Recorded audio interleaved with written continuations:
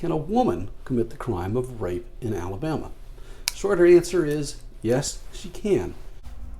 Rape committed by a woman is a little bit of a different kind of case, and while I've defended women who have been accused of rape cases, they are unusual. So first, let's talk about this. Generally, when most people think of rape, they think of a person having sex with another person by force, that is, by forcible compulsion.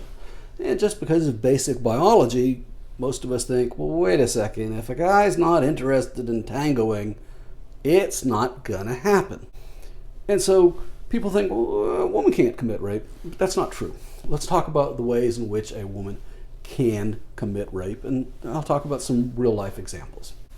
The most common, of course, is what's known as statutory rape, and that would be where a woman who is above a certain age has sexual relationships with a young person who is not old enough to legally give consent.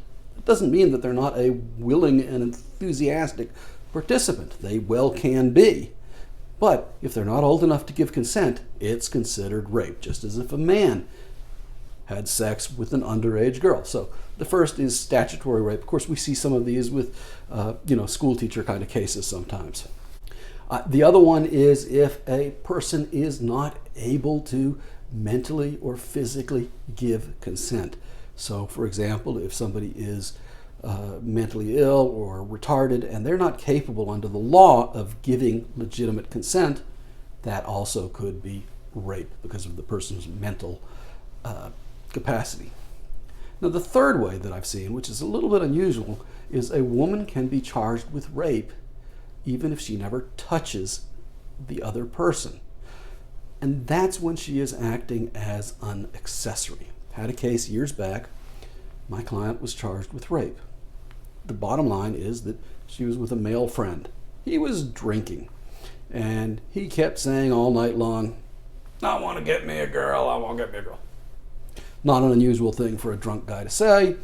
They were platonic friends. They weren't boyfriend and girlfriend. They stopped at I think it was a Wal-Mart late at night.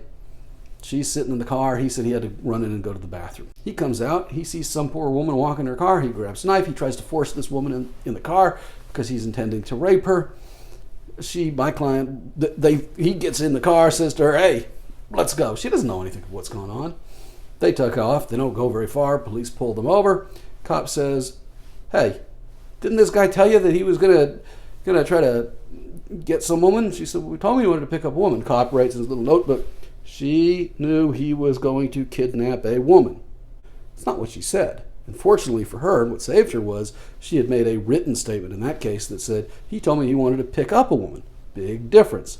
So after a lot of back and forth, we were able to argue successfully, picking up a woman is not knowledge that he was going to plan to rape someone, and they eventually dismissed the case against her. Now, had she legitimately known that he was going to get a woman to rape, and these kind of cases do occur where a woman will secure somebody for her boyfriend to rape, that woman would be as guilty of rape as the man. At any rate, if you or somebody you care for is charged with a crime and you want our help, just give us a call. If you like these videos, if you'll hit the subscribe button and give us a thumbs up, that really helps us. I hope you've watched this video and found it to be educational and informative. I invite your comments and questions. Thank you for watching.